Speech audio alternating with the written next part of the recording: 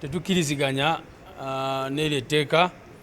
Ekisooka nga Honorable Nambeshi bwagambye balireese mutima mubi. Lwaki balireese kati? Lwaki balireese kati nga balaba Lopa aliko abazoganya nnyo? So tumanyi bulungi nnyo, tubabuuzizza nti Gulu mwagamba nti mugenze okuteesa bya Northern Uganda.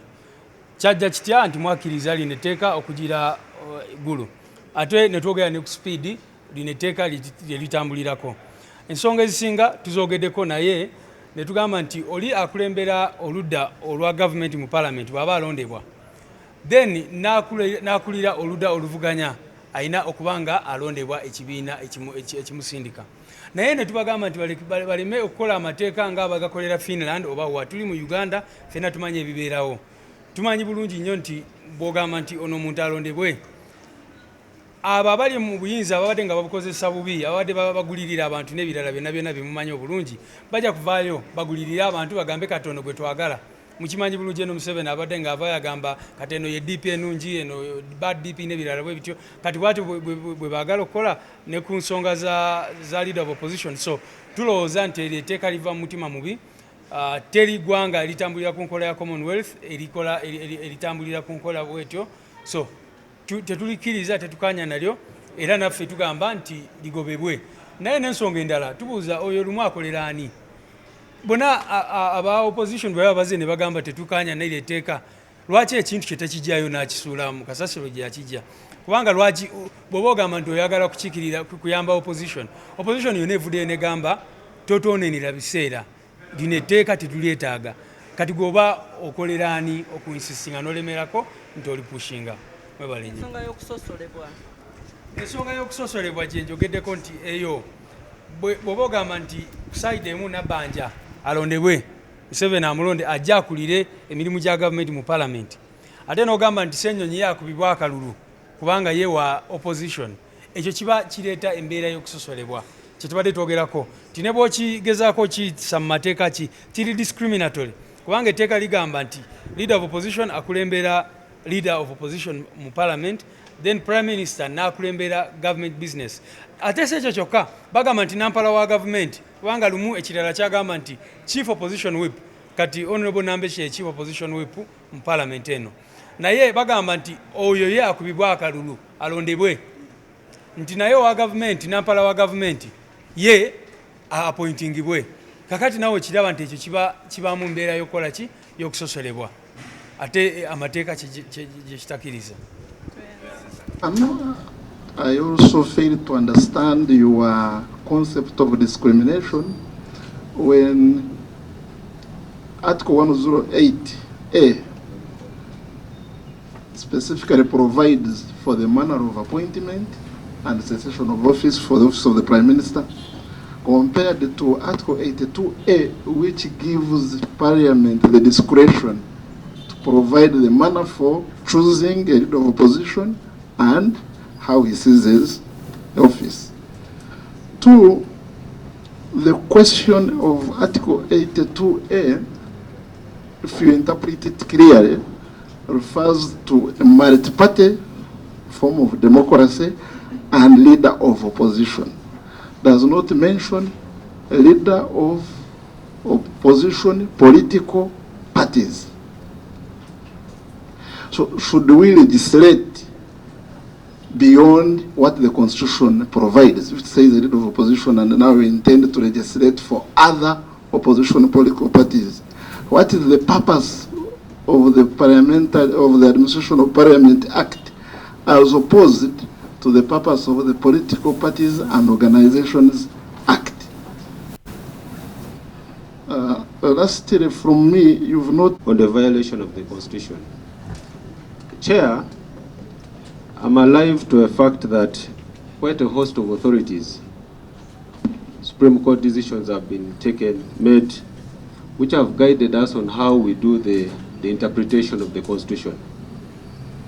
I raised my concern particularly on the presentation which started from page 1 on the issue of discrimination of the Secretary General, yes, of NUP, where alludes to the fact that there is discrimination. But interestingly, when he was making that presentation, he alluded to 3 articles of the Constitution. There was Article 21, where he made reference to political discrimination. Then he made reference to Article 82 and Article 108. Now, the rule of harmony requires that the Constitution is interpreted as an integral whole. Whereas the allegation which is put forward is that the way the Prime Minister, for example, is put in office, the Prime Minister that's a constitutional office, and the mode of putting the Prime Minister is through an appointment. It is expressly stated in that provision. If you look at our Article 82, it gives the mode. Yes, it establishes the lead of opposition. That's crystal clear.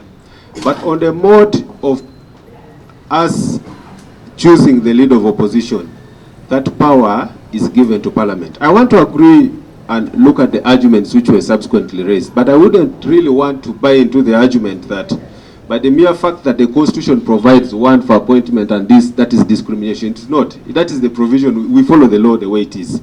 So I don't think it would be good for you to construe that as a total discrimination, because the mode is expressly stated in the Constitution. If the Constitution had so stated that even the Prime Minister should be elected, that should have been the process, isn't it? So that particular aspect, I want to appeal and make a submission that it doesn't augur well and say perhaps the ruling party is having that discrimination in the way things are done. That may not be proper. So the other concern that I have, when I look at your presentation, it is true you made reference to Article 8.1 of the Administration of Parliaments Act, which empowers the main opposition party to appoint the law. But you'll also agree with me that the Administration of Parliaments Act is the one which operationalizes Article 82 of that provision operationalizes Article 82 of the Constitution. I would perhaps bend so much in getting your argument on why you think that the mode of election may not be the most appropriate. You get it? As suggested by the mover of the bill. Because if you look at that, you carefully and I am very alive to the fact that certain officials who are permitted to cover parliamentary proceedings have been taken through certain training. So I want to appeal to a colleague who is doing the recording, live recording of our proceedings here. Kindly address yourself on those particular rules. Because if you read those rules, it talks about the angle, it talks about the manner, professionalism. Those people know what is supposed to be for the public consumption and what is not supposed to be. So I want to request that. You have a colleague who is recording? Yes. MPs can be bribed by government. How sure are you that your president may not be bribed by the same government? Because if you give him chance only to designate the leader of... The law is not just a leader of the opposition for the party with the biggest numerical strength. It's a national office established by the Constitution. It serves all, the entire country. It's just not limited to NUP or FDC if we are the party with the biggest numerical strength. It's a national leader. To the same scrutiny of the appointments committee, like the chair has been proposing that the government people go through that process. How would it be compared to the ministers vetting the government chief whip? I would want to ask the colleagues this side of the new people, how would you feel, or how would you take it? Should be rested. There is no speed, it's just taking its normal course. And then I can now weigh in on the issues before I invite members. Now, under the current status quo, the Vice President, once appointed by the President, is approved by the House.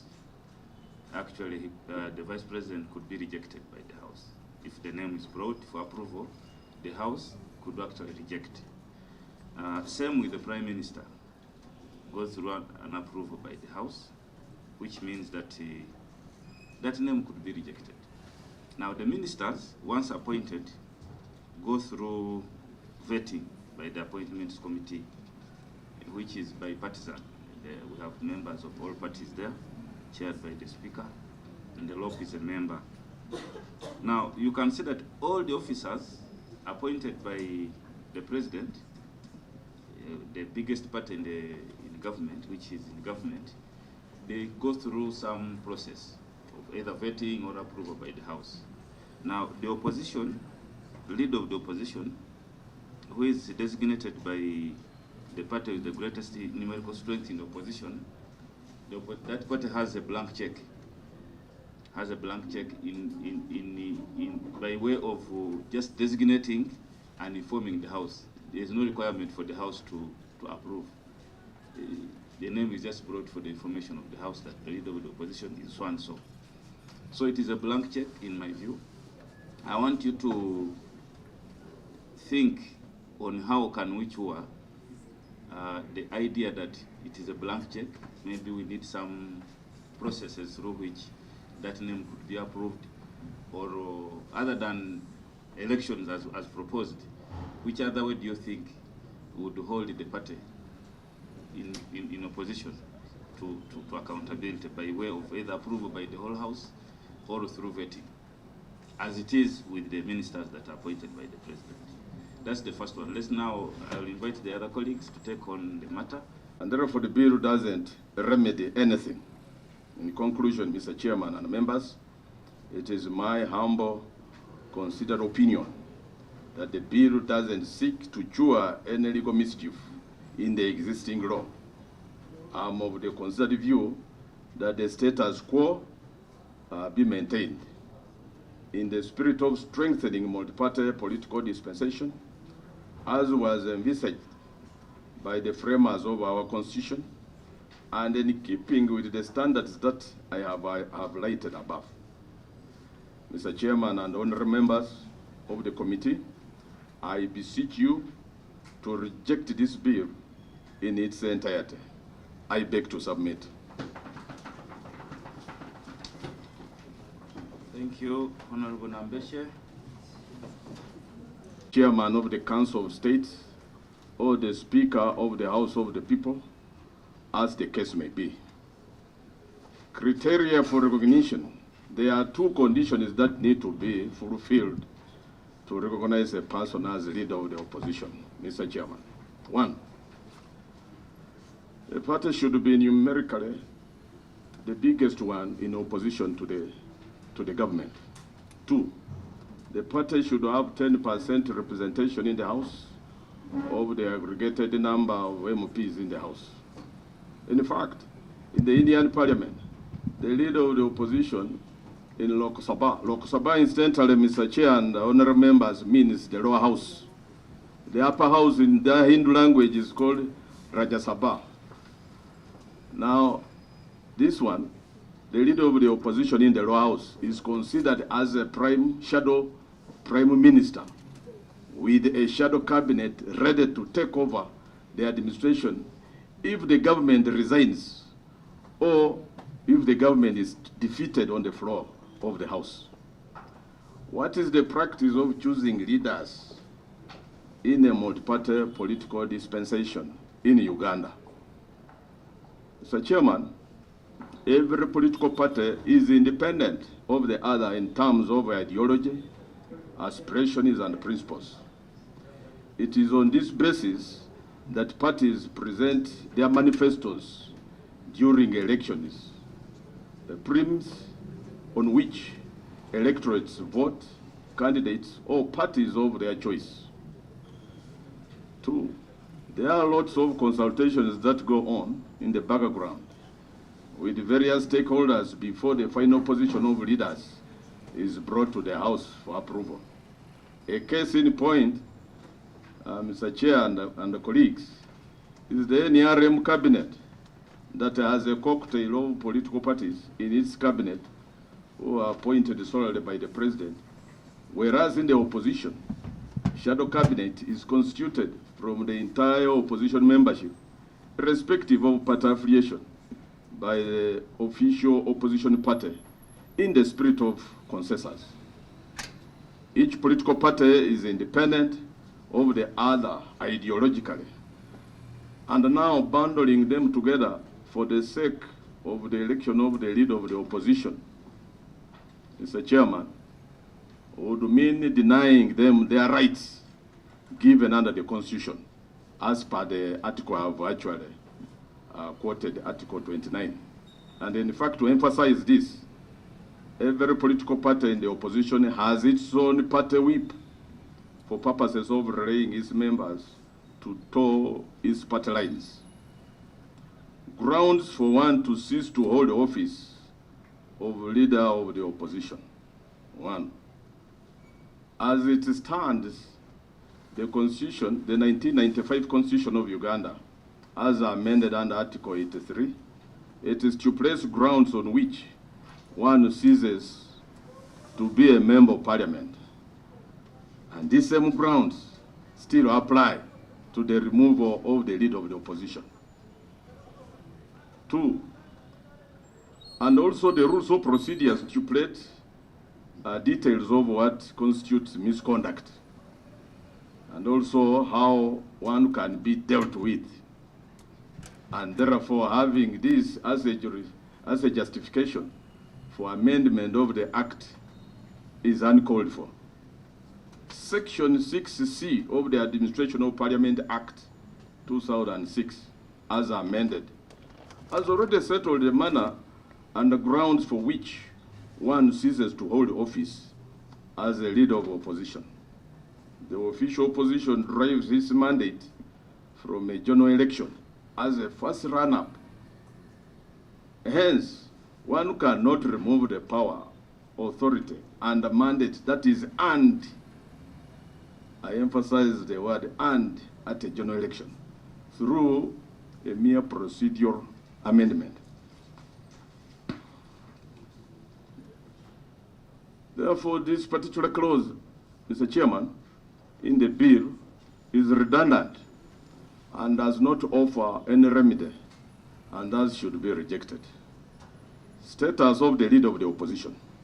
Section 6D of the Administration of Parliament Act 2006 accords the leader of the opposition the same status as a cabinet minister, and therefore stripping him or her of this status by subjecting him or her to an election and leaving out his or other counterparts in the ruling party who enjoy the same status would be absolutely discriminatory.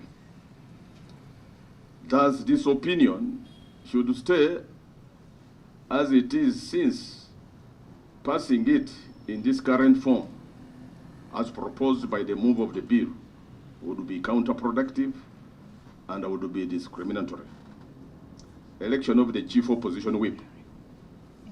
Honorable Chair and the members, the bill proposes the election of the chief opposition whip by opposition parties represented in Parliament. The office of the chief opposition whip is a creation of Section 6I of the Administration of Parliament Act 2006, and rightly so, the same applies to government chief whip under Section 6H of the same Act. That means the Act enjoins government chief whip and chief opposition whip the same status, and hence an amendment should apply to this same, an amendment to this same section, because both government chief whip and chief opposition whip are creatures of the same Act. Now, an amendment therefore should apply across board rather than doing it selectively. The proposal is discriminatory and violates the Bill of Rights given to us under Article 21 of the Constitution of our motherland, Uganda, which talks about equality and freedom from discrimination. And goes further, I've quoted, I will not read this, but goes further to say that we should all enjoy equal protection of the law. Appointment of the chairpersons and the vice chairpersons to parliamentary committees. These are sent to these positions through a consultative process that happens behind the scenes.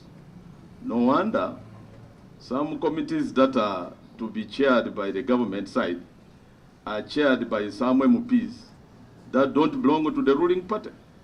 You all know this. It's crystal clear. Similarly, in the opposition, we have chairpersons of accountability committees that don't belong to the official opposition party, in the spirit of don't leave anyone behind, but rather move together as a team, which National Unity Platform has demonstrated by word and deed. In the light of the above, I pose the following questions respectively to the committee. Does this bill pass the following quality controls and standards? 1, the standard of multi-party political dispensation. 2, the Commonwealth standards, practices, norms, and traditions. 3, the governance standards, which are literally a principle of good governance. The amendment disregards internal party processes, weakening overall political party democracy. The proposal disempowers political parties by stripping them of control over their members in parliament.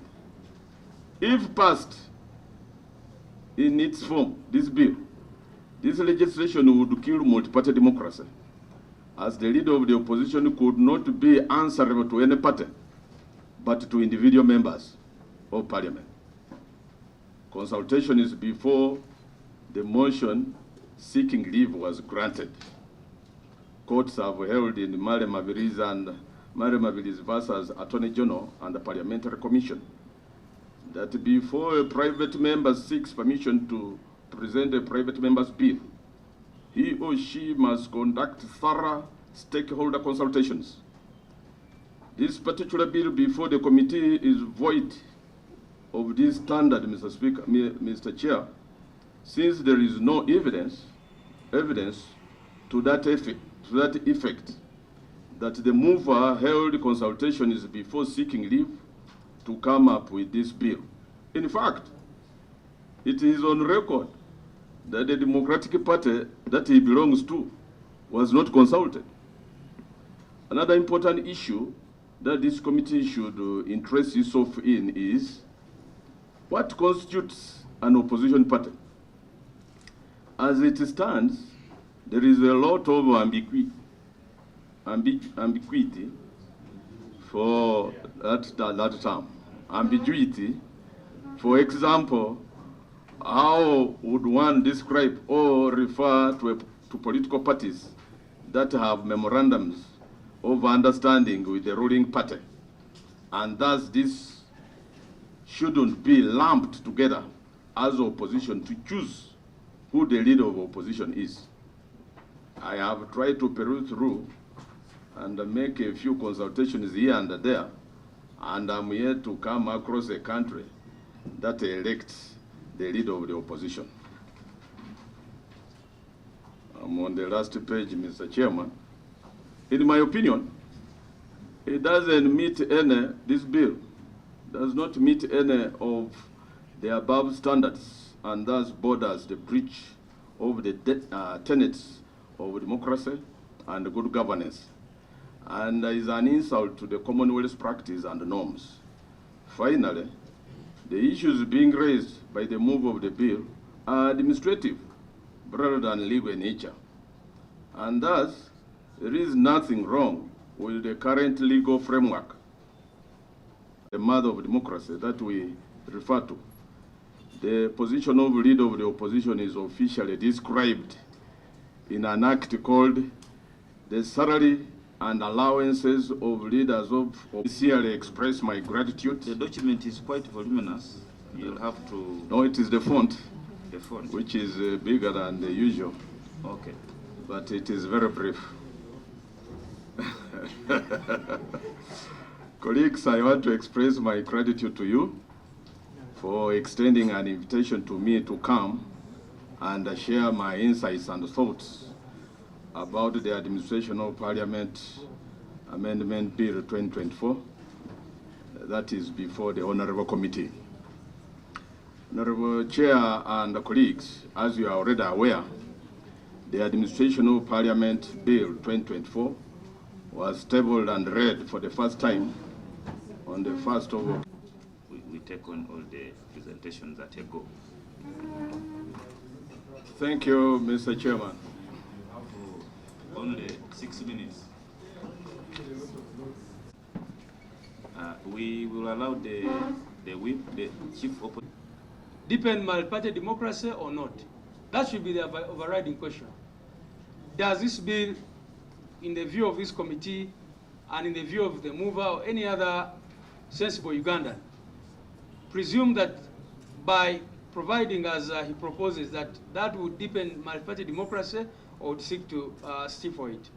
We wish to emphasize, honorable members, that our strong opposition to this bill is not in any way premised on any intention to strengthen or maintain our stand in the opposition as NUP.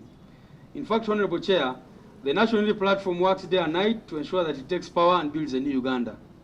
Our opposition to the bill is premised on our firm belief that even if NRM was to be the main opposition party, as we know it will be in opposition sometime, it should not be crippled in its operations by using very bad laws like the present proposal. We invite this committee to reject it in its entirety and ensure that we do not seek to further aid the breakdown of the rule of law. I thank you, Honorable Chair and members.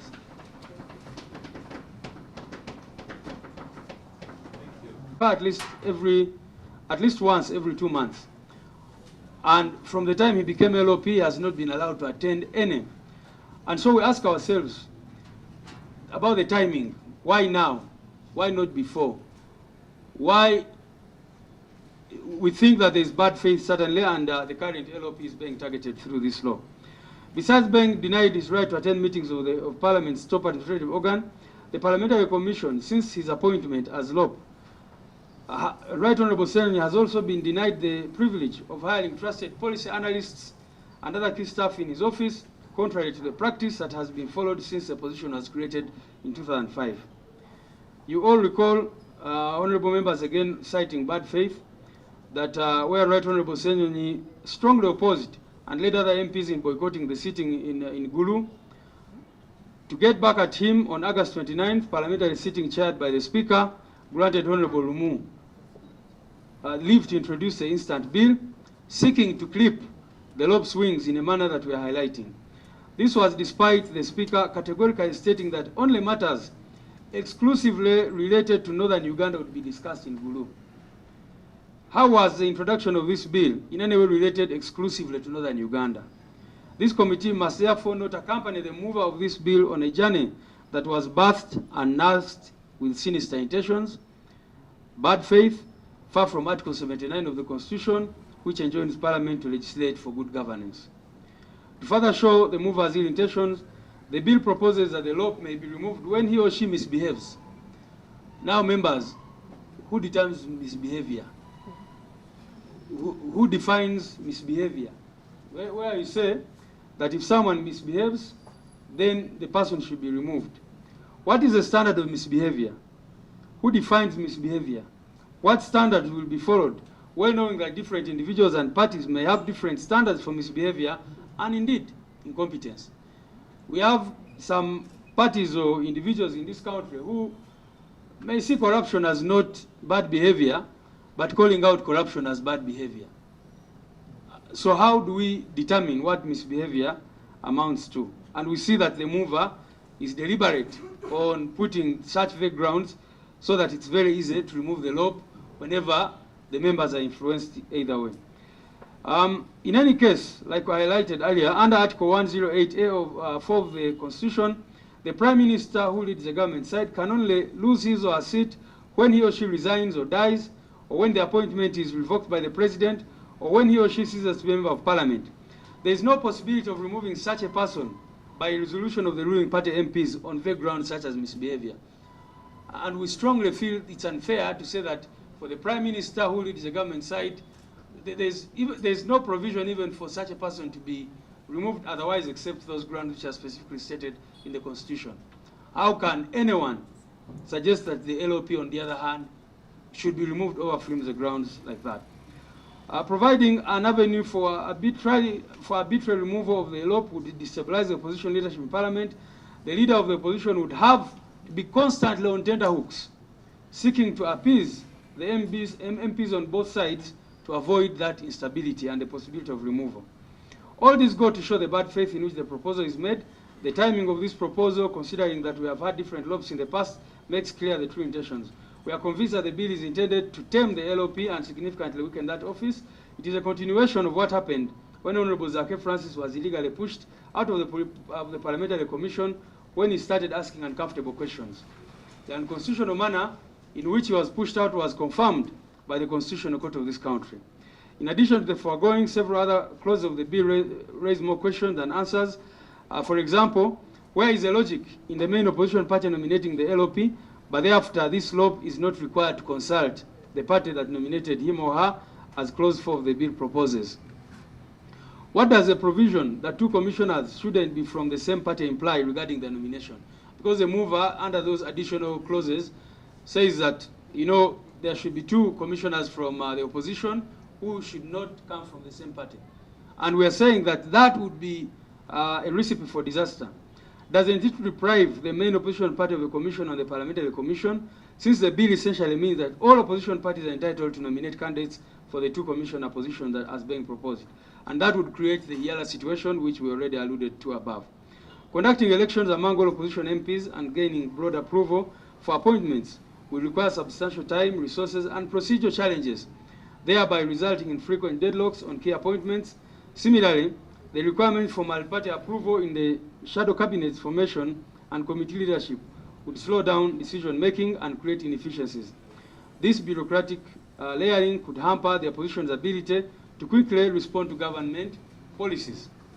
In conclusion, Mr. Chairman, Honorable Chair and members, the question that this committee should ask itself is, does this provision, this would undermine the largest opposition party's ability to assert its role as a primary check on government authority within Parliament, as well as its ability to hold parliamentary and other government officials accountable.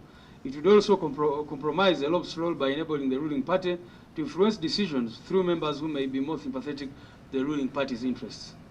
Secondly, there is a likelihood that opposition MPs may be bribed or compromised or unduly influenced by government to vote a LOP agreeable to the ruling party. We all are in Uganda. We are not from Mars, Honorable Chair, and we know what has been happening in this country. There have been several reports of MPs being compromised to pass controversial laws and proposals by the ruling party. We are concerned that even this time around, the ruling party may seek to compromise opposition MPs to vote certain candidates for LOP, whom the ruling party finds agreeable, which shouldn't be the case under a multi-party system. Honorable members, I invite you to consider Yala elections, for example, and you see it is strange that the largest opposition parties for long have not had a chance to send representatives to Yala. You will recall that in 2016, the chairman of NRM, General Museveni, publicly said that there is good DP and bad DP in an attempt to influence the voting of members of parliament in that Yala election. And indeed, those who are considered good DP found themselves able to sail through under that arrangement. Not all MPs considered opposition actually oppose the government. That's also another point.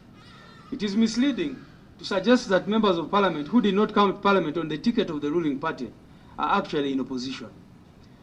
In the case of NUP, for example, honorable members, in the case of NUP, consider the case of Honorable Twa Kagabo, Honorable Jimmy Rwanga, and others. Although these members came to parliament under the NUP ticket, they have been categorical, stating it publicly that their current allegiance is to the NRM, to a point of attending NRM caucus meetings. Now, members, are these the people who would be expected to elect the leader of the opposition in parliament? Would these kinds of people be expected to objectively refrain from moving countless motions to remove the LOP on frivolous grounds. People who have already indicated, although they are seemingly on opposition, but their allegiance and interests are elsewhere.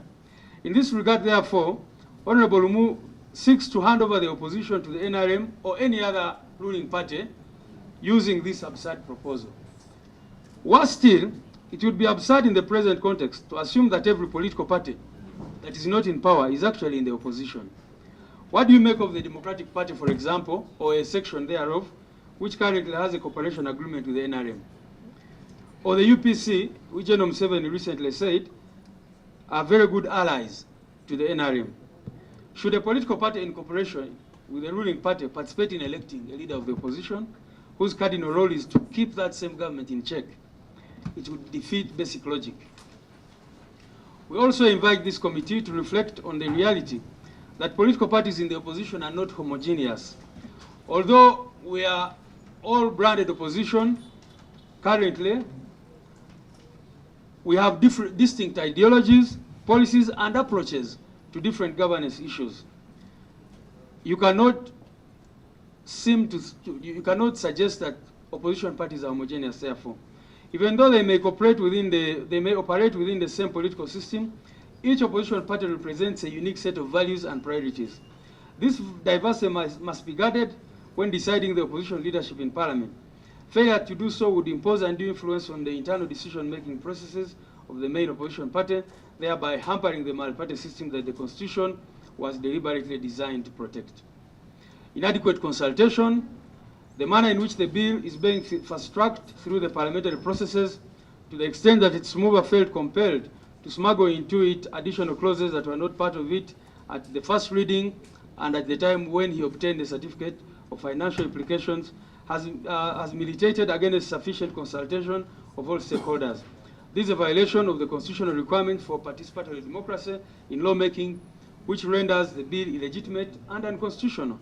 Clearly, the leadership of Parliament, in our view, is giving this bill priority, despite the evident lack of preparation on the part of its mover, which raises disturbing questions about the true motives behind its presentation. Rejection of the bill by all major opposition parties. Mr. Chairman and members, honorable members, besides NUP, all other opposition parties that have appeared before this committee, including FDC, UPC, and ANT, have rejected this bill.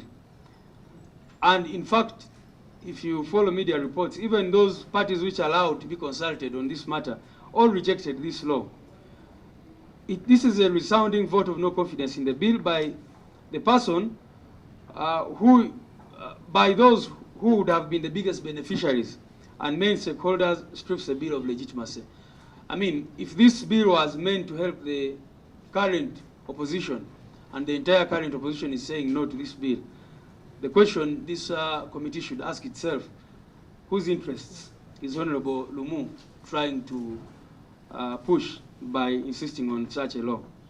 The Administration of Parliament Act already outlines procedures for the selection of the LOP. Any amendment to this process must align with existing legislative frameworks and respect the Constitution and the Act's intent to empower the leading opposition party in its oversight role, an intent that this bill terribly contradicts. Under number two, another broad reason, the timing and context of the amendment indicates bad faith. It is public knowledge, Honorable Chair and members, that the leadership of Parliament, the current leadership of Parliament, has engaged in a pattern of hostility and antagonism against the current LOP by creating and sustaining an environment that sidelines and marginalizes him in key parliamentary processes and decisions.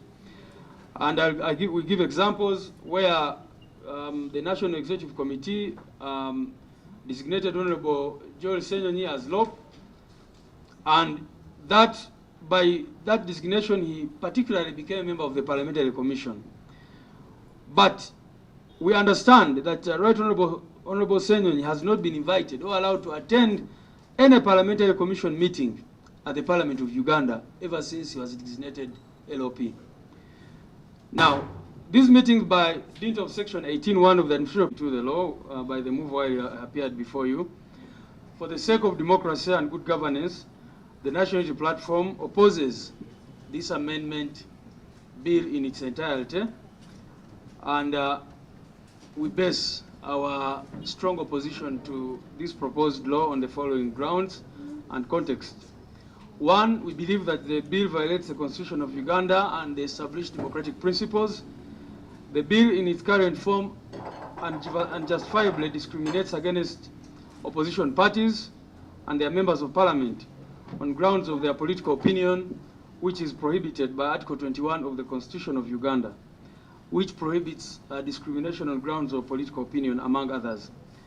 And I can give examples. One, it discriminates against the leader of the opposition's business in parliament vis-a-vis the leader of the government's business in parliament. Article 108(1) of the Constitution designates the Prime Minister as the leader of government business in parliament, while Article 82(a)(1) effectively designates the LOP as the leader of the opposition's business in parliament. To achieve this, the party in government appoints the Prime Minister, while Section 8(1) of the Administrative Parliament Act empowers the main opposition party to appoint or to elect the LOP. However, Clause 2 of the bill intends to introduce a discriminatory approach whereby the LOP would be elected by all MPs of the various opposition parties in Parliament, yet there is no similar requirement for the Prime Minister to also be elected by those who subscribe to his or her political party. Furthermore, Clause 3 of the bill, which introduces additional grounds for removing the LOP from office, is discriminatory in the sense that these grounds would apply only to the leader of the opposition, but not to the leader of government business, who is the Prime Minister, yet the two play parallel roles. Providing for the removal of the LOP by resolution of all opposition members of Parliament, and not providing for the same for the leader of the government business, is not only discriminatory, but would be a direct affront on the opposition. Number two, it discriminates against the chief opposition whip vis-a-vis the government chief whip. And Section 14(1) of the Administrative Parliament Act provides for the appointment of a government chief whip by the ruling party from among its members. Please note the word appoint, that's what it provides for. Section 15(1) of that same act provides for the appointment of the chief opposition whip by the opposition party having the most members of parliament on the opposition. However, Clause 3 of the additional amendments now introduces a discriminatory approach whereby the chief opposition whip, unlike his or her colleague on the government side, would be elected by members of the opposition, which would be discriminatory and wrong. Worse still, whereas the bill is being touted as a tool for increasing efficiency in the opposition, it proposes that the new role of the chief of opposition whip would be to ensure the attendance, participation in proceedings and voting in parliament by all members of opposition parties in parliament, contrary to the prevailing situation where each opposition party has its own whip.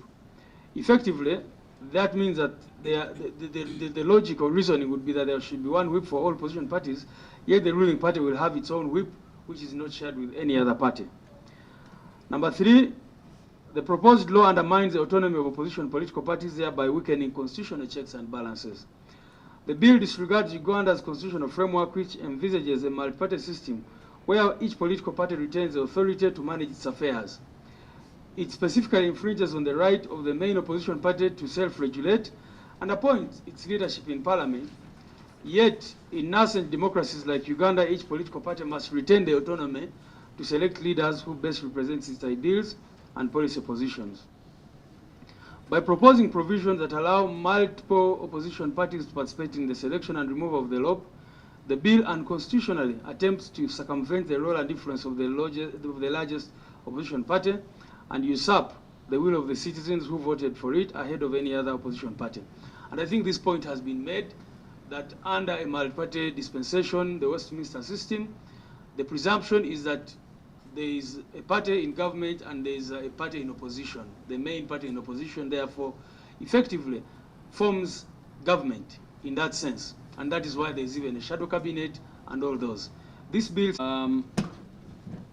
as well as some of the new clauses that in our view are smuggled into... Sorry for the interjection. I want to invite you to a cup of tea. Thank you very much.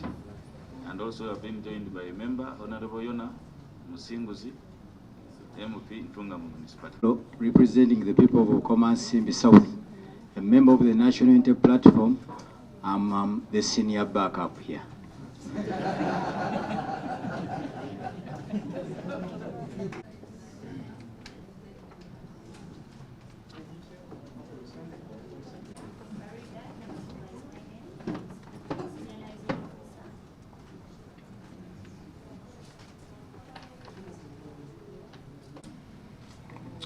John Taylor, Bugabla County, North Kamuli District. I'm the deputy chair of this committee. I'm Willie Peter Christopher, Member of Parliament, Uwolo West Manafa District. Member of Parliament, Bamunanika County, Ruero District, a proud member of National Unity Platform. Thank you.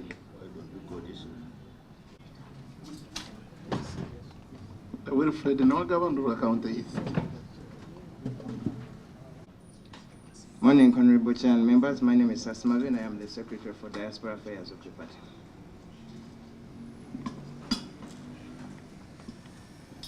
Greetings, members. I'm Zake Francis, and I represent the young people. Honorable Chair, my name is Alex Waiswa Mufumbiro. I'm the Deputy Spokesperson of the NUP. Thank you. Honorable Chair and member of the National Unity Platform. Thank you.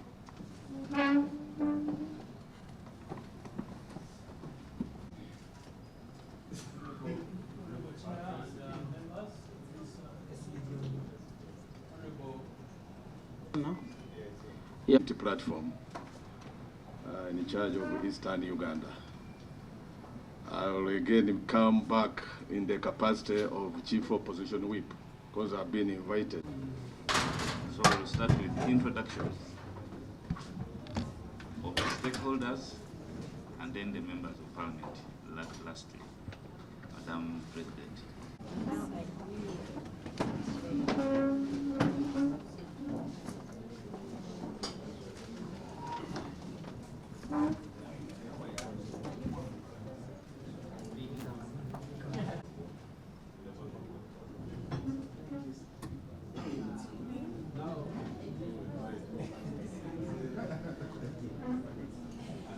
As we are connecting direct to the next stakeholders who are already here.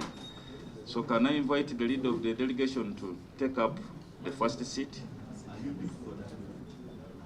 One concern.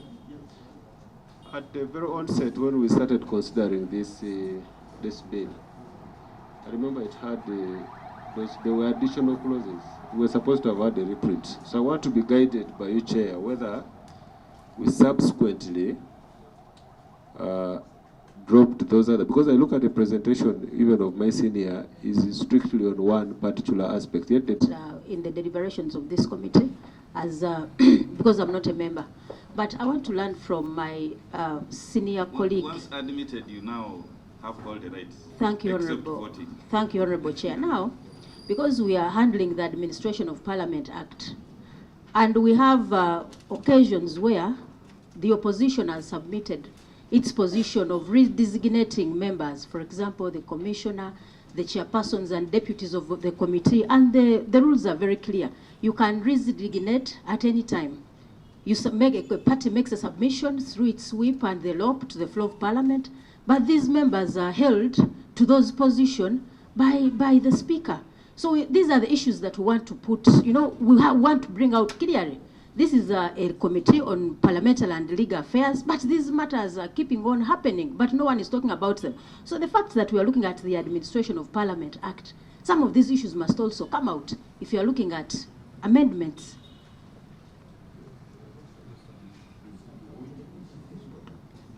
Chair, I think as political parties in opposition, not as opposition, we should really respect the will of the people as reflected in our democratic elections. So if a party with a second numerical strength is not given the discretion and power to appoint a leader of opposition, and also to appoint the leadership like shadow cabinet, and also to appoint commissioners representing that party, and you subject this to Parliament, whether under the control of presiding officers, like what is happening now, this is going to be disastrous. No one is going to benefit, because the purpose of the party in opposition, or what you call opposition, is to create checks and balances. And these checks must be controlled by the political will outside the Parliament. Like the president is controlling the NRM, which is the ruling party in power, by appointing cabinet, by reshuffling cabinet. So we should not interfere with the power of this party with the numerical strength to determine and control leadership on matters of policy in Parliament. Point on governance. Okay. Okay. So you can now. Much, Honorable Bosco, of course, raised something novel, but when you look at the debates of the constitutional amendments by the second Parliament and even the parliamentary amendment of the Act, the spirit really looked at the party with the second numerical strength. It was really meant to ensure that alternative policy can be debated in Parliament in a coordinated manner. It must be presented by a person who has some bit of authority, ostensible from the party. So basically, if you're talking of an amendment now, you cannot do away with that spirit of a constitutional provision, because that would be unconstitutional. Then the other point raised by Honorable Nwagaba, of course, it is a big problem. Personally, I believe without a coalition government, members who are in this government as ministers from different parties, the opposition parties, their appointment was irregular and void. It is clear. You see, you cannot talk about now a party entering into a memorandum and separate, because the party does not belong to the leadership.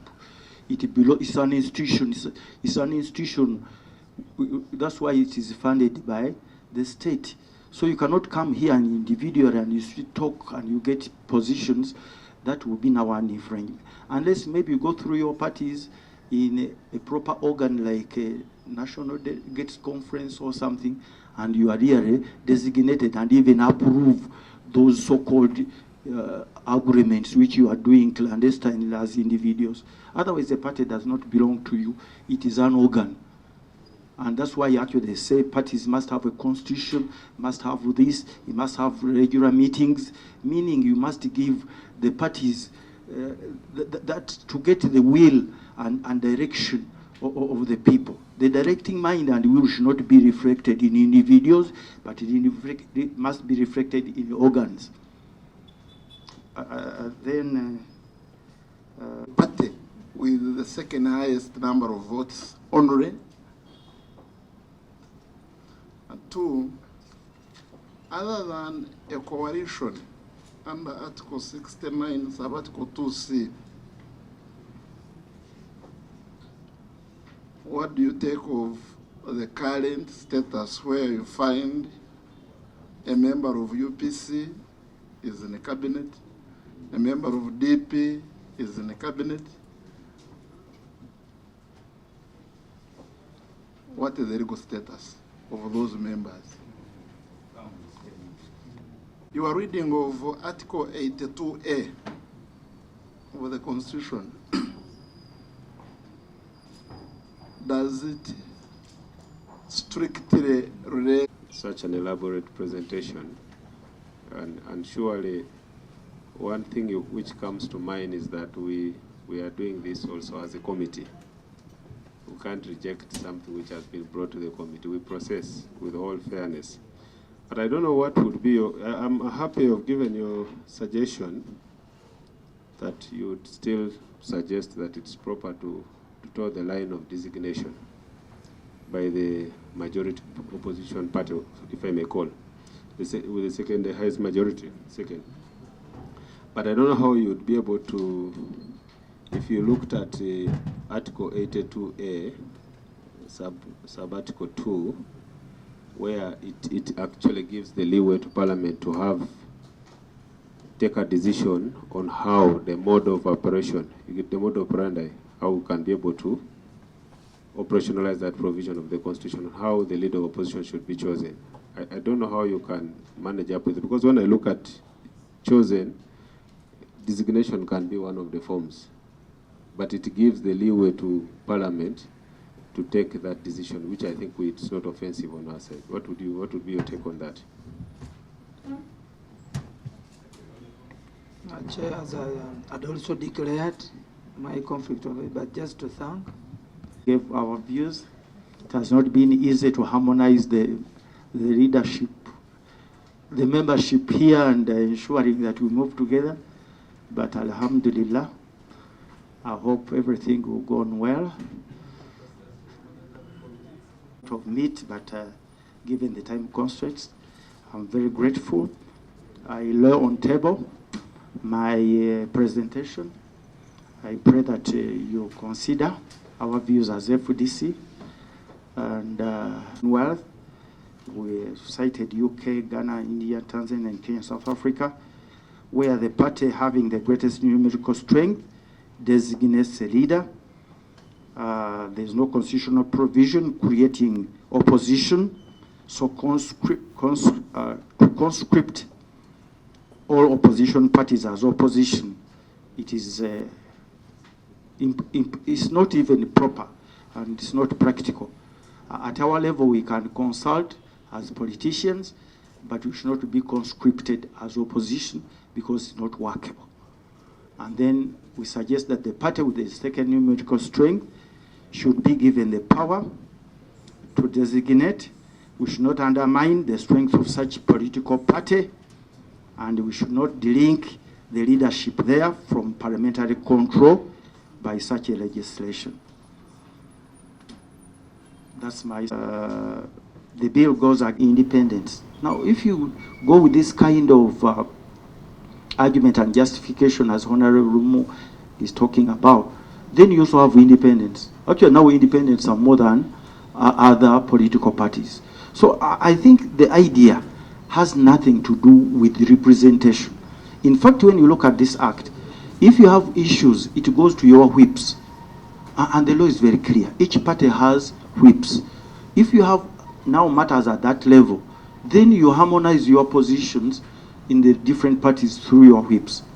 I'm a whip myself. It is a weak office, but the weakness is the administrative, and that can be handled without legislating and conscripting all parties as opposition. No, it is impossible. Personally, I came here as FDC. You cannot conscript me as opposition to have common positions under opposition when the law did not envisage this. Then, Honorable Chair, we made comments on page 3 about clause 3, 4, and 4B. I think the same arguments request that should be adopted, mutatis mutandis.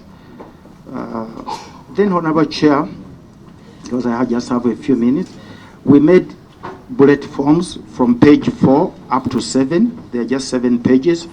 I just want to talk about summarily about those bullet points. Our general concerns about the bill, the law or the constitution envisage a coalition government. So what if one or two parties now entered into an arrangement with the government? Do you now look at those people as eligible electoral college members to sit and appoint a leader of opposition? We've just had Honorable Mao here. I don't know whether he's cohabiting, already married to the but in such a situation now, if you have now a member, with all due respect, because he's now a member of the opposition, with the powers to appoint a leader of opposition. But you don't know whether he's cohabiting or really married. So in such a situation, we have individuals cohabiting with the government, or those who are actually married to government, or those who have entered into a coalition under Article 69. What happens in such a situation? Then we also have a situation where issues of party discipline. In a multi-party dispensation, if the leader of opposition is not really behaving or not yet towing but agreeing with the party position, then you have a problem, a very big one. And you say, no, you have no control over me. I was elected by members of parliament. It really is quite different, because now if the chief whip or the leader of government business, the prime minister, is indisciplined, the president can easily say, I've reshuffled. So here, now the mandate is with the parliament, and you have no control. So it is a big problem also which you have to look at. Then, Mr.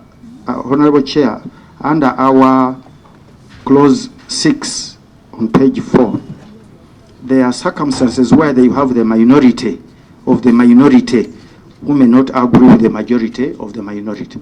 So within the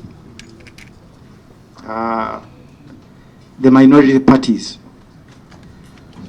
or on the opposition, as we call it generally, they may not agree with the majority party. I'll give an example. Now NUP is the majority of the minority. But then you have a party like a JMA with one MP. It is in the minority. So you find that entire group of the minority, you understand what I'm talking about? The minority of the minority now disagreeing with the majority of the minority. It's a problem. You find now NUP is in charge, is the majority of the minority, but then you find a grouping of other parties, the minority of the minority, now controlling the majority of the minority. So it doesn't really make sense legally. And now you are legislating to give powers to parties which you are really representing the minority of the minority to control the majority of the minority. So there's really a very big problem. Then we were not consulted. That is another problem, even as whips. Actually, Honorable Rumu is the de facto whip of what? Of DP. But even at our level, informally, Honorable Rumu has never talked to us. So we really are wondering what is the genesis and the purposes of this bill. You know, he's now stampeding the bill as if he's representing and protecting opposition, but he has never had the courtesy of even talking to us. And he's the de facto, actually, he's the de facto whip of DP, with all due respect. So I think that one we cannot associate with a bill where there was no consultation. Then, Honorable Chair, I think I'm about, because I have other... They are going down, now we say. Actually, the state that would come in dispute would only be mental, and he has not alluded to that. So what I'm saying, Honorable Chair and Honorable Members, that really subjecting election of such an important leader, who is supposed to now pass on government, alternative government policy, and do all the checks in the hands of different political parties with different manifestos, actually with different challenges. They have even their own political issues internally. So I think that is going to cause more confusion in Parliament. And it is our submission that actually the leader of opposition should be by the party with the second numerical strength. Having made that point, I just want to note also that a senior colleague is going down and is deteriorating. Are we proceeding right? I don't know whether in the current state that is in, whether we are proceeding right. That is. Well, thinking about you see, electing a leader of opposition by the political parties, it is going to cause disruption This institution is not very easy. It is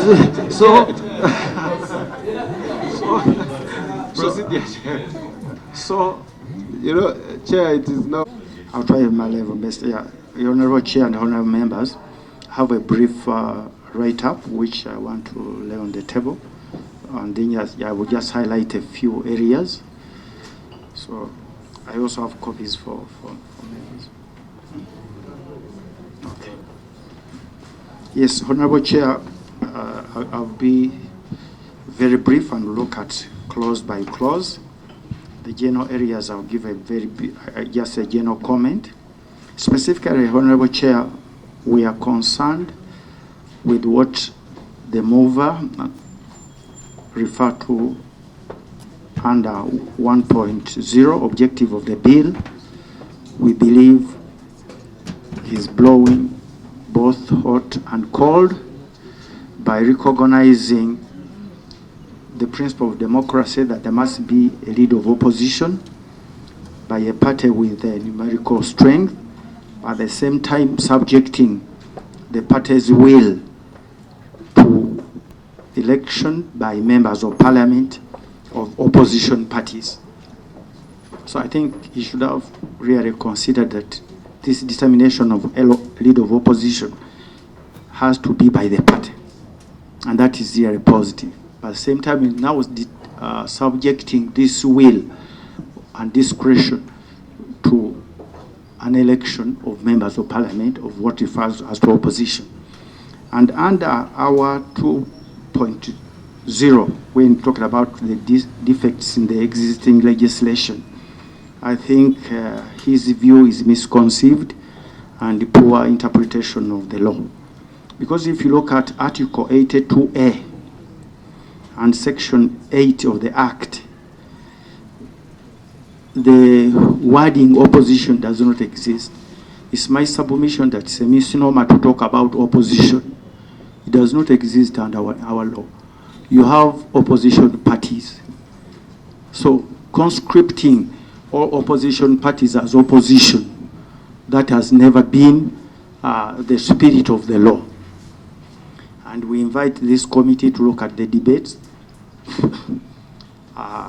When Parliament was amending the Constitution to create 82A and the Act itself.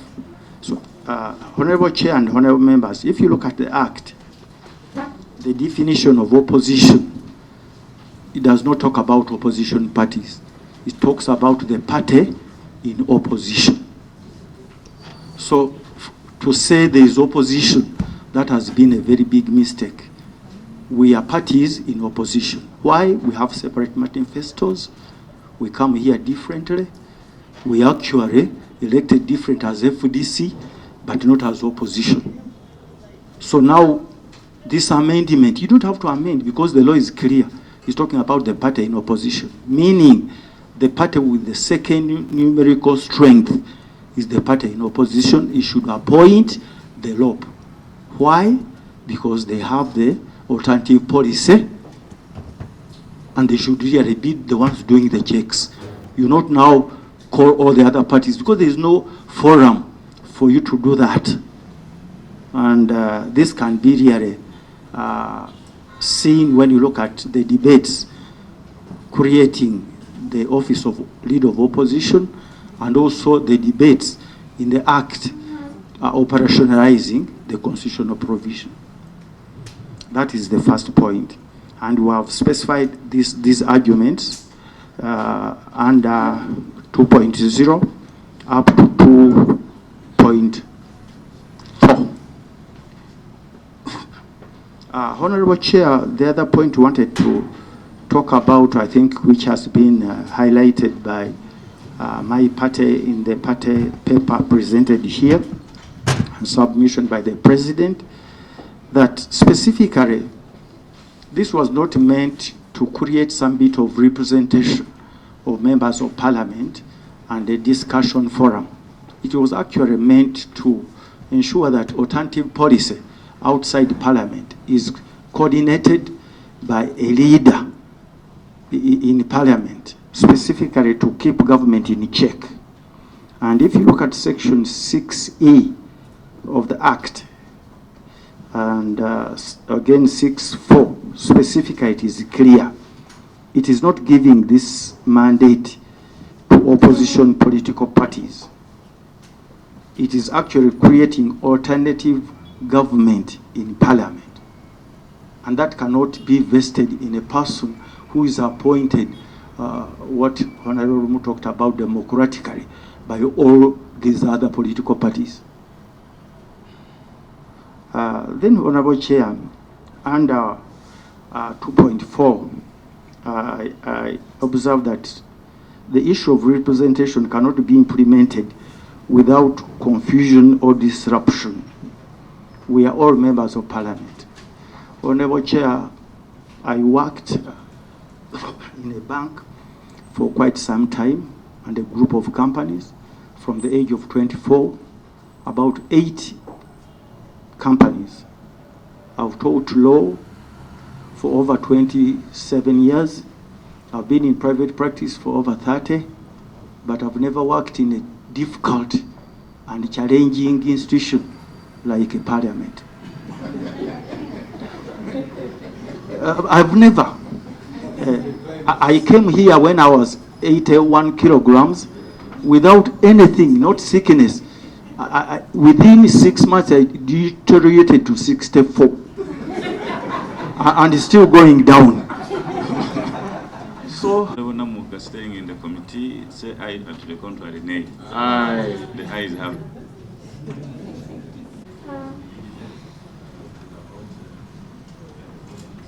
Can I? Okay. I'll be very... Chair, I have a procedural matter before, and I'm happy my colleague has introduced herself, and surely she put it clearly that she's not a member of the committee. And the rules, under Rule 206, you first have to approve. So, with your, is it procedurally right that you first approve her to also sit? Because as a member... You want to object? I don't want to object, but let it be approved first, because we might... Staff.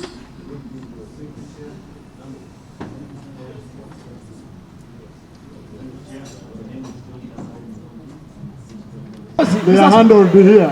Mr. Speaker, you see, I read this figure, I gave him the total, and I show West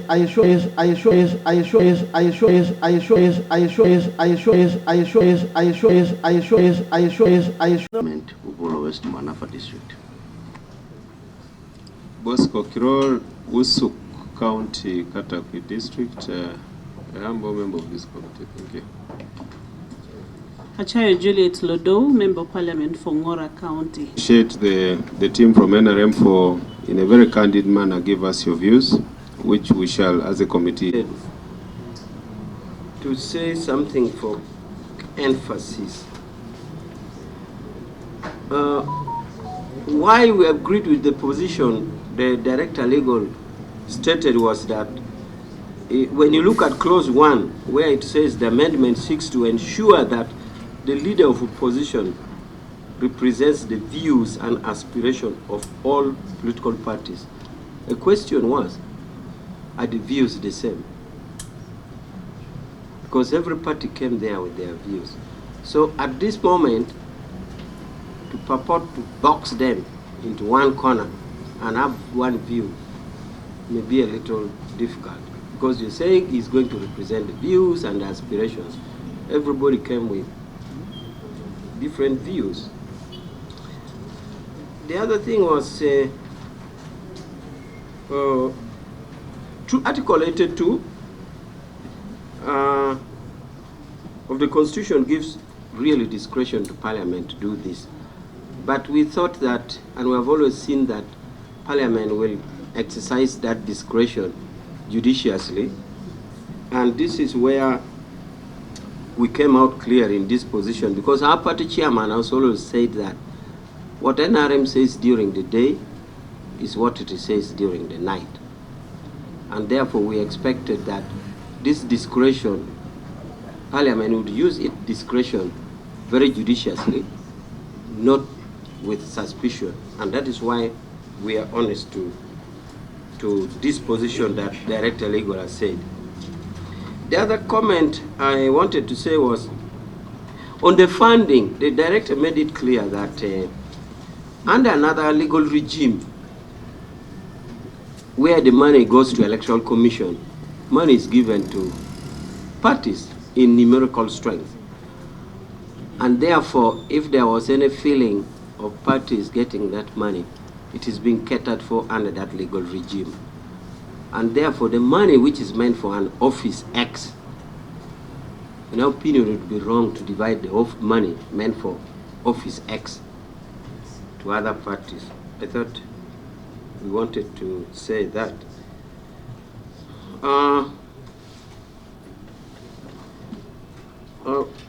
And you see, even when you go to the draft, the text as it is, I think because of that wanting mind, the drafting was like to budget and allocate to the parties in opposition to government in parliament, in accordance to their, you see that jumping in the drafting to allocate what?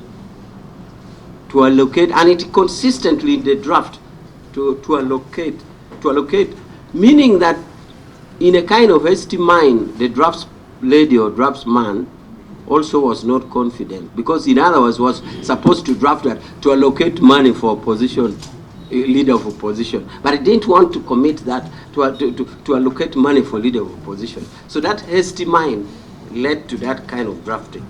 So I just wanted to say this, if it is for matters of emphasis or clarity, but the position is what the Director Legal has stated. I thank you.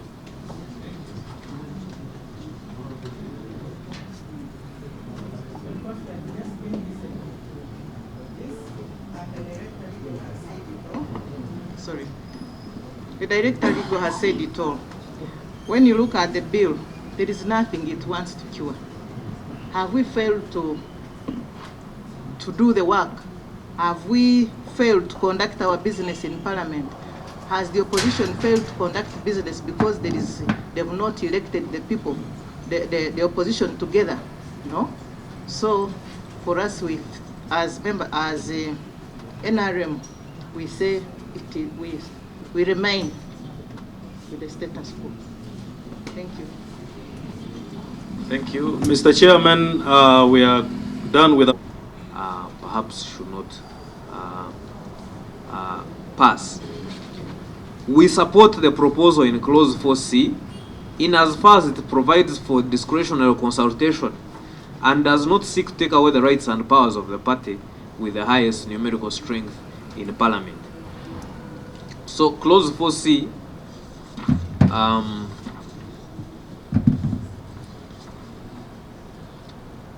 is the one that says that the leader of the opposition shall be required in consultation with opposition political parties represented in Parliament, appoint chairpersons and deputy chairpersons of standing committees, which are required to be chaired or deputized by members from the opposition. This will ensure that the views of the political parties are considered while appointing chairpersons and deputy chairpersons of the opposition committees. We do not find a problem with that proposal. We would support clause 4C. Now, those were the main, I think, proposals in the bill, and then there were the additional proposals. One was on the election of the commissioners, and the proposal is that Section 2 of the Principal Act be amended to provide that the two commissioners who are backbenchers, that term is introduced, should be elected and they should not belong to the same party. But the provisions of the Act as it is now are based on, again, the recognition of multi-party democracy. All these offices are based, because they are talking about numerical strength. That is our democracy. That is how it runs. So the underlying assumption is that the ruling party and that the party with the largest numbers not in government would generally represent the majority of Ugandans want the alternative of the other. So we propose that the amendment would take away that critical factor, and would think that there is no problem with that provision staying as it is. The other additional proposal was on budgeting for the LOP office. Again, we go back to the fact that this is an office, and the budgeting is done for the office. The budgeting is not done for the party or for the individual that is in the office. It is for the office. We take the view that it would not serve the purpose if you now spread that budget among political parties. You are not funding. It would assume that you have split the functions of that office among those political parties along some other line that we are not quite clear about. But also, as you know, the political parties already get funding based on their numerical strength. So this would run counter to that, and would not, again, think that it serves the purpose which it is thought to be serving. And if that purpose itself, I think, is contrary to the office. So then there was a hypothetical presented. There is a provision, an additional proposal that is based on a hypothetical situation where a political party in the opposition, two political parties in the opposition, have the same number of MPs in parliament. Now, it is hard to deal with hypothesis, but our view would be that it is unlikely. It is unlikely that you would have the second party in a general election. You would have a tie in the votes in the general election and have a tie in the members of parliament. Our view would be that the better way to solve that hypothetical situation would be to deal with the party that comes second in the general election. But that is still a hypothetical, and I say this with a lot of reservations, because it is a hypothetical. It's a bit complicated to deal with. The final proposition in the additional proposals was the election again of the chief whip. I think this follows the same position that we have discussed regarding these elections. I think the chief whip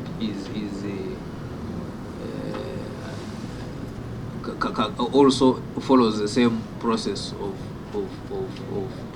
election. Incidentally, the law does not say that these people must be, for example, the chief whip should be elected from the party with the, should be an MP belonging to the party with the highest numerical advantage. It doesn't say that, but the appointment would come from that party. So, Honorable Chairperson and members, that is a high-level summary of our views on the bill.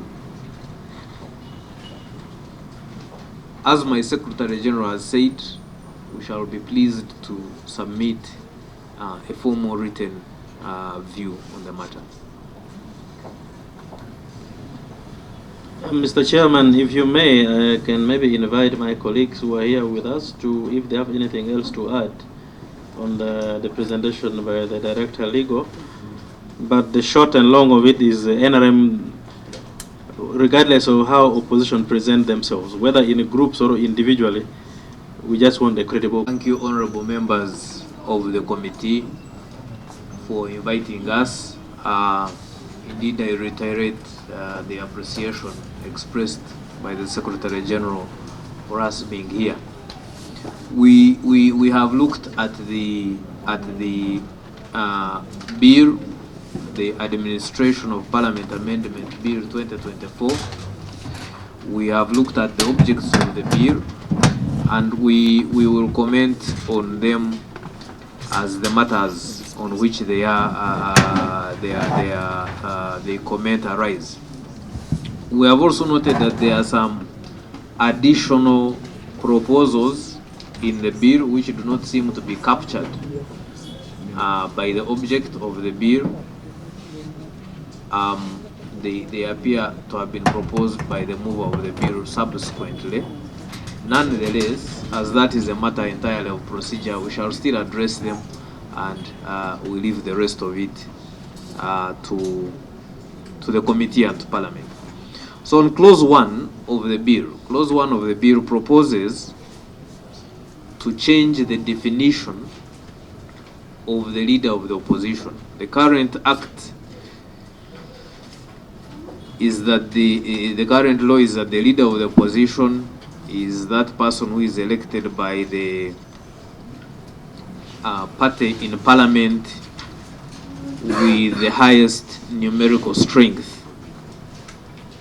I think that is section 11. I must have misplaced my act somewhere. Now, we believe that to cast the leader of the opposition as such would go against the established traditional parliamentary systems in most of the Commonwealth jurisdictions. The leader of the opposition is typically a leader chosen by the largest political party not in government, and that position typically exists in multi-party democracies. Now, in fact, in other jurisdictions where it is completely a parliamentary democracy, the leader of the opposition naturally is the leader of the other party that has come second. But in our case, because we have some sort of hybrid, the leader of the opposition is not necessarily the leader of that party, but is elected or selected by that party that has come second. But I think for want of better language, the law talks about the biggest numerical strength in Parliament, because the leader of opposition is elected in Parliament. So that office is established by Article 81A of the Constitution, so it's a constitutional office. And we hold the view that the current definition aligns well with multi-party democracy. We do not think there is anything wrong with it, and we shall explain that later. Clause 2 is the one that proposes to have members of all the political parties in opposition in Parliament elect a leader of the opposition. Now, if we go back a little bit to the definition, the definition is assuming that the leader of the opposition is supposed to serve that party which he leads, which is not correct. The leader of the opposition is an office, it is established, it is there regardless of which party is in power or of which party comes second. So, but the office itself is established as the leader of the opposition with specific functions that are not delineated or are not limited to achieving the objectives of that political party. So we maintain that this runs contrary to multi-party democracy and negates the popular vote. When you look at the spirit of the law is that in a multi-party democracy, the party that achieves the biggest number of the popular vote forms government. It is that same spirit that says the other party that next achieves the next highest popular vote selects the leader of the opposition. So there is a popular vote to it, and you cannot purport to take that away. And so we think that an attempt to then subject that leader of opposition to the other political parties in the House would effectively be stripping the other political party of its right and power in some sense. So that is our position on that. We are inclined to suggest and propose that the law remain as is on that point.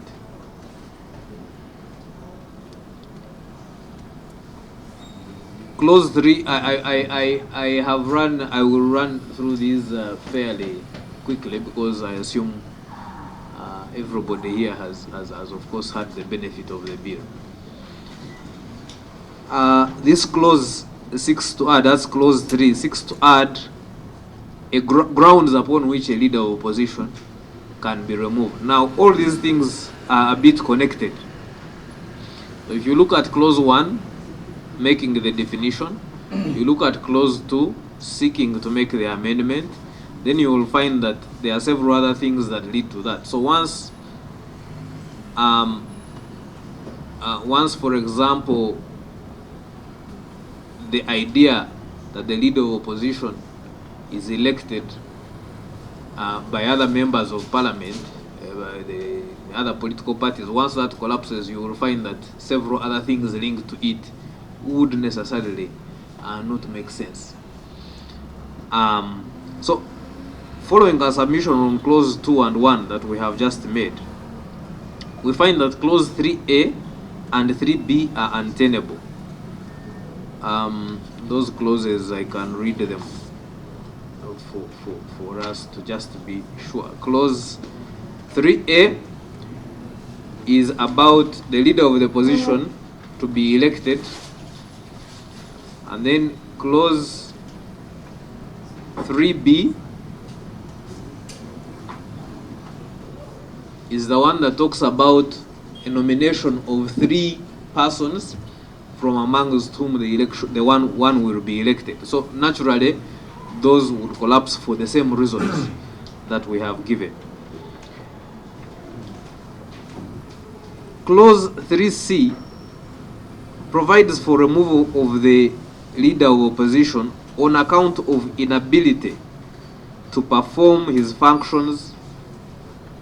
Sorry, I think I read the wrong one.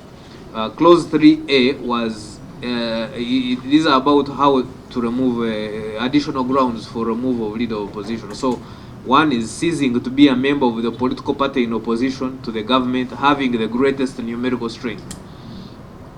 That is already covered by the law, which says if he ceases to be a member of that political party which elected him, that is automatic. So this is only proposed because it is based on changing the system. The second one is that he or she is removed from office of leader of opposition by a resolution of the members of the opposition parties in the parliament. Now, again, you can see here that the party now has lost its authority over its members and cannot discipline. And we think that for a multi-party democracy, the parties should be empowered, they should be strong, they should be allowed to grow. If you strip them, you keep stripping them, then we have a challenge. And since I have heard here that the proposal is to be effectuated at a future date, you never know who it will be. So we support the one that says he or she is unable to perform the functions of his or her office due infirmity of body or mind. That is natural, and that is a proposition that we support that can be added. There are 2 other propositions that are made in clause 3D and 3C, that he or she can be removed for being incompetent or for misbehavior. We find those problematic because they are too broad. They are too broad, and in their present state, they require now also some natural justice. How are you going to determine the incompetence? What if it is challenged? If it is challenged, it goes to court. In the meantime, we are stuck in Parliament, and what is happening? So we find those two grounds too broad. We do not see so far that they are curing a particular mischief outside the provisions that are already provided for.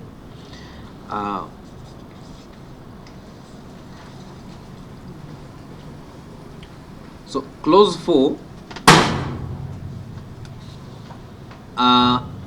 is the one that seeks to introduce the requirement that the shadow cabinet appointed by the leader of the opposition under section 11.2 of the current Act, Cap 272, be subject to approval of the members of the opposition parties in Parliament. Now, the current law talks about consultation, that you can consult. We do not find that problematic. We do not find that there is a mischief to be cured. And given our views on the nomination or election of the leader of opposition, we think that that one also copies. Mr. Chairman, I was out of town and I came back last evening. I'm just in the process of polishing up the ideas and putting them together. I think before close of day or before midday tomorrow, we shall send an official written document to the committee. Yeah. Thank you, Matter. On my part, Mr. Chairman, on behalf of the party, the National Resistance Movement Party, in its thinking, in its philosophy, wouldn't want to constrict itself into a thinking that makes everybody feels like we are not giving them a chance. We, as a party in government, we contested for leadership. Our manifesto was voted for, and just like another party that came to contest. And we are in leadership because of the popular vote by the people. And it is in our interest that we have opposition which is organized enough to challenge our activities of governance. In a way, we think that it's better to deal with an organized opposition. It's better to deal with an opposition that think through what it's supposed to oppose.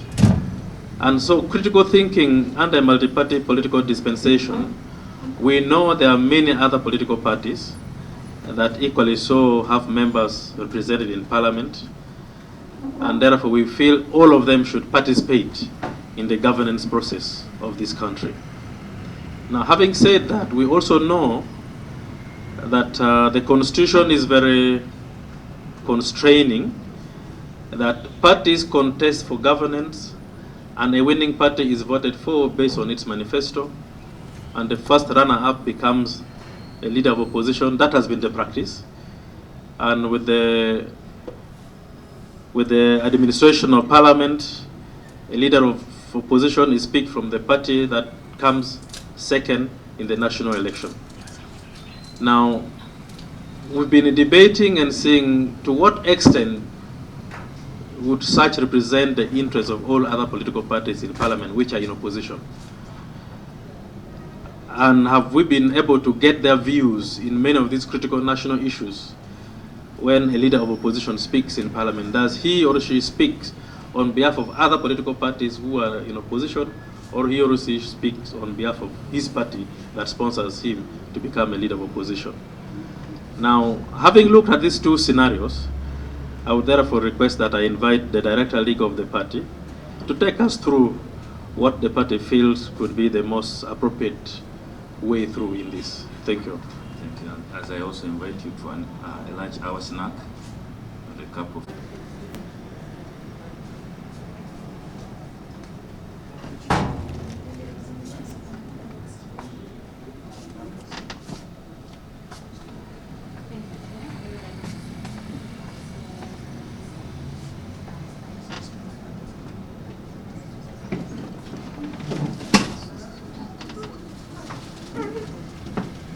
Thank you.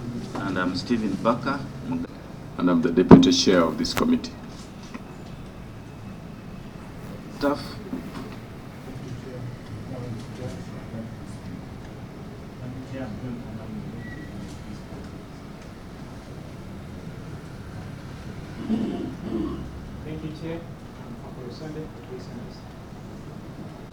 Thank you, Chair. Bernard Odoi Onen Mutusa, Youth Eastern. Thank you, Chair. My name is Bosco Kirore, Member of Parliament, representing the people of Wusuk County, that's in Kataku District, a member of this committee. Thank you. Thank you, Chair. Achayo Juliet Lodo, Member of Parliament for Ngora County, member of this committee. Welcome, members of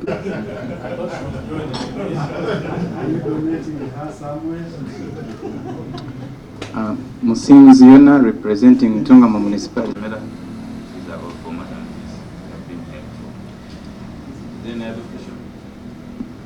Okay. Now, honorable members, introduce yourselves.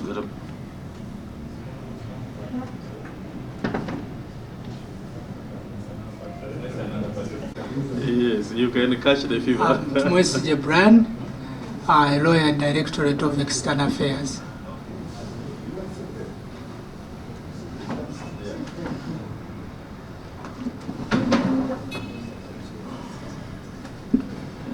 Charles Egowenwell, the Senior Executive Assistant to the Secretary General.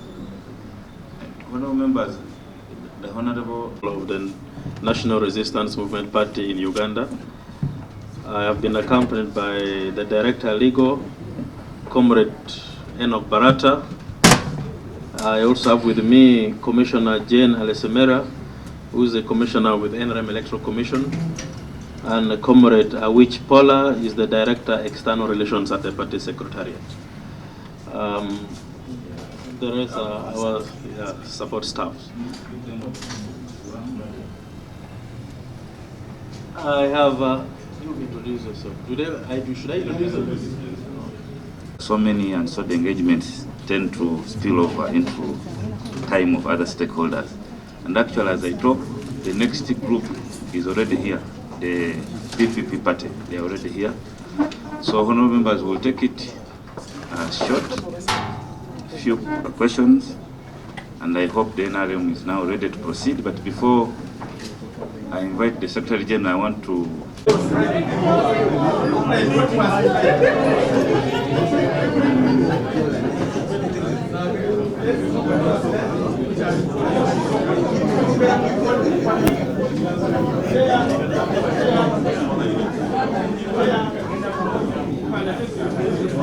NUP exit. NUP exit. Colleagues, we don't have a break. We are connecting just straight.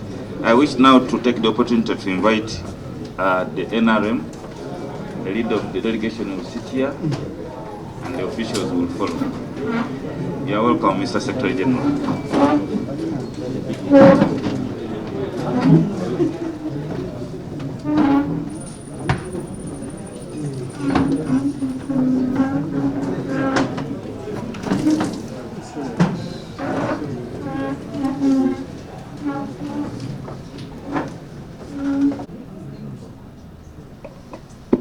Thank you so much, Honorable Chair of this committee and the distinguished members and also the team. We have put our position as the National Unity Platform Party in writing. We have, through the Secretary General, elaborately submitted on those positions. In conclusion, the constitutional provisions in terms of power belonging to the people and also the voice of the people is very, very critical. The aspirations of the people of Uganda is very, very critical. It's therefore our considered view and our considered prayer that this committee accepts holistically our submission and therefore rejects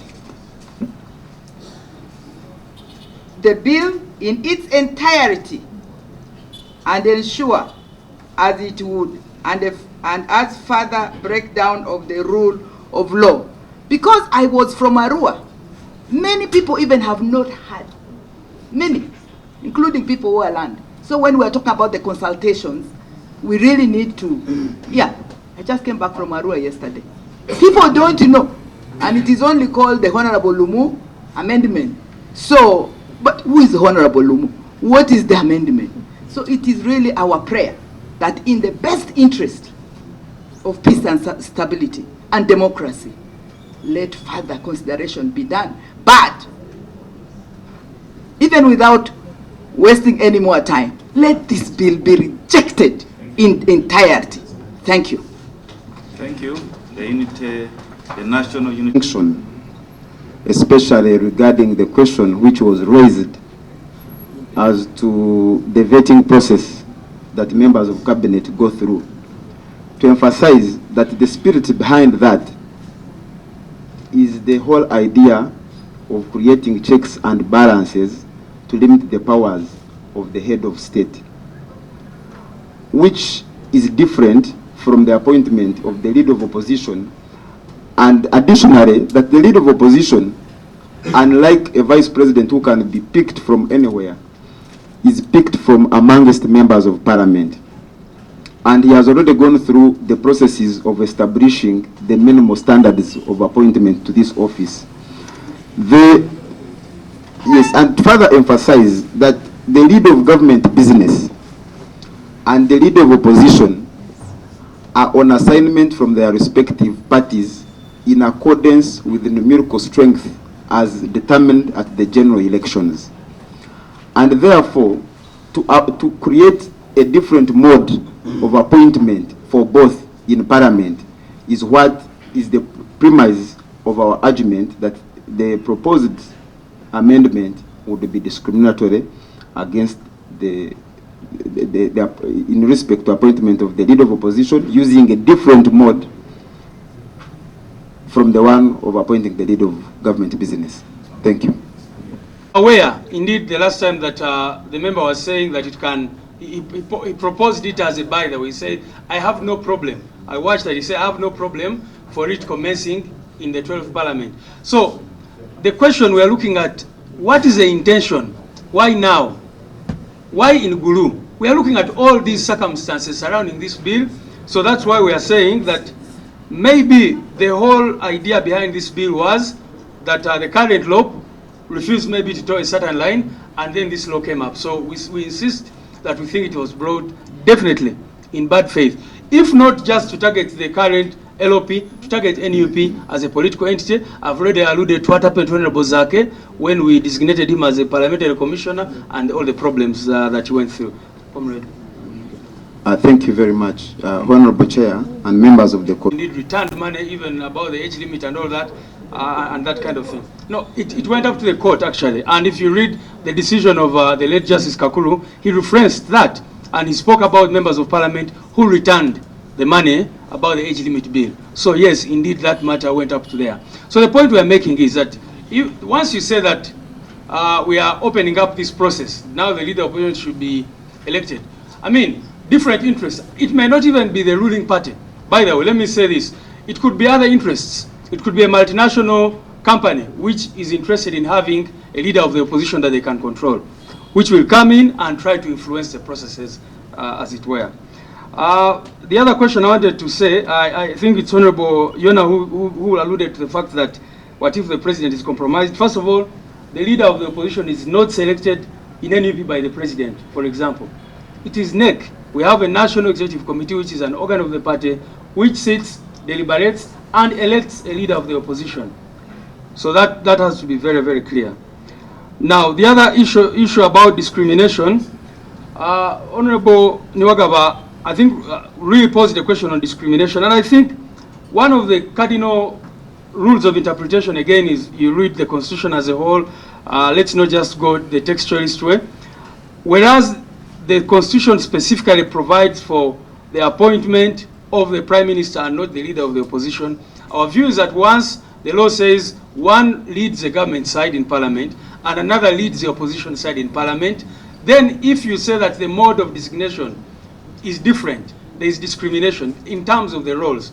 You already do. The Secretary General said it is a rumor. There was. They gave me the floor, if I may. They gave me the floor, if I may. On his time. Yeah, okay, it will be quick. The history of Parliament has been clear. I will tell you that the 5 million deal to members of Parliament was known by everybody in the removal of term limits. Even in this very parliament, there has been the 40 million that we had recognition of. Members of parliament were bribed with 40 million shillings pursuant to passing particular bills. And that was not only in public knowledge, but also with evidence from members of parliament. So what is the evidence? You said you are tabling evidence. We have the evidence. If you want to table it, I can table testimonies of members of parliament once you give us time, but also we can be available for cross-examination of the speaker. And some returned the money, actually, to give you evidence more. Conclude. Thank you so much, Chair. So actually, like I said, it is public knowledge. You know, even this went up to the Constitution. Again, not agree with it, because not every senior leader in Parliament is subjected to vetting by the Appointments Committee, including the Speaker, the Chief Opposition Whip, the Government Whip, and others.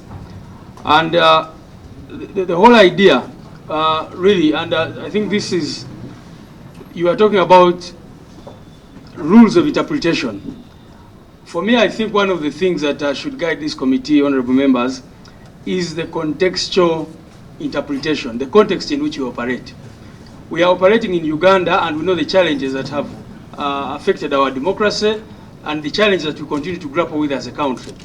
So when, for example, I talk about the possibility of some members being compromised, it is, allegations have been there in the past that many processes, right from the amendment to remove the term limits, this is public knowledge that money exchanged hands, these things are in the public realm. So it is not something we are making up. We have talked about Yala, and we've seen all these allegations that keep coming up. So we are saying that in order to protect this nascent democracy that we're trying to build, let us not open a room through which evil will come to completely dismantle the little that the opposition is left with in this country. Responding to the concern you raised about the approval of the Vice President and the Prime Minister by the entire House.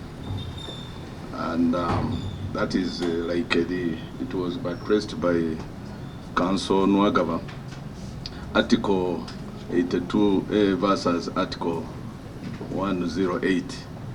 Mr. Chairman, in the wisdom of the framers of the law, the Constitution, and even the enabling law, that Administration of Parliament Act, they knew the mantra which says the majority will always have their way and the minority will only stop at their say. If in their wisdom they realize that given the numerical strength of the ruling government, it would be just for formality to whip them. And by the way, the role of the government chief whip in Rule 15, Sub-Rule 2, apart from ensuring due attendance and the participation of members in the proceedings, the most important one is whipping members in voting for the position of the ruling party. Now, if it ever happened that you subjected this leader of the opposition, who suffers from numerical strength, we are now looking at opposition, the number of members in the opposition compared to the majority of the mass party.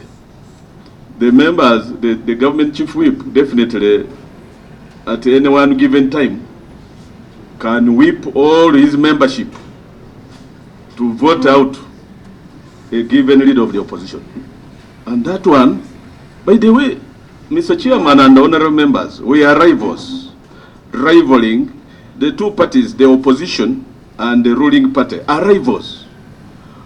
One would not want a very smart, that official position to come up with a very smart leader of opposition who will give them sleepless nights.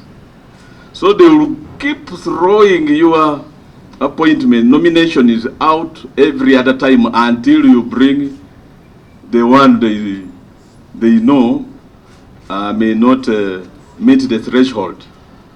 So in the wisdom of the framers, they looked at the numbers. And the democracy is about numbers.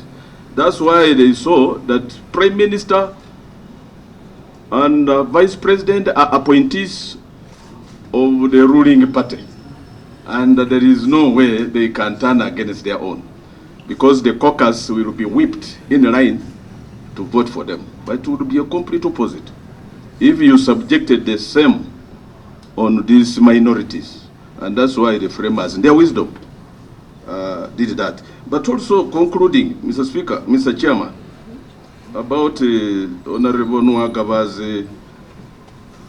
the addition, I think a clause was introduced, an additional one, of more commissioners. That one is answered by Article 93.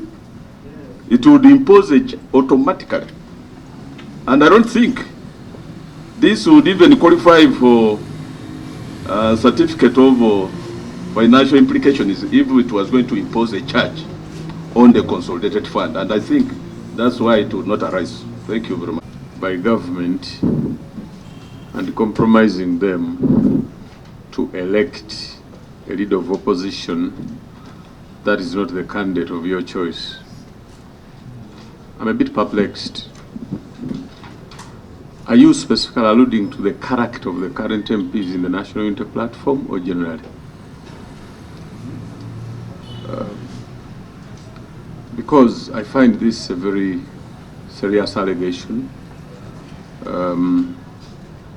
that, when put on record, compromises the integrity not only of the House generally, but especially the members of opposition, whom we have always held in high esteem and without any possibility of being bribed, because they represent decorum. So when you put it categorically that that is one of the easiest and possible avenues, I feel they have been bundled up probably for wrong considerations. Secondly, the move of the bill had proposed on record here that he wishes the commencement date to be with the 12th Parliament. And you seem to suggest that the bill is targeting the current leader of opposition. Are you privy to the fact that he specifically and categorically stated that the commencement date should be 2026 with the 12th Parliament? Thank you. You can share out the responses with us. For other political parties and the effect it has on Article 93 of the Constitution, and actually the effect it has on discriminating other forms of shades of opinion in Parliament, including the UPDF and the independents.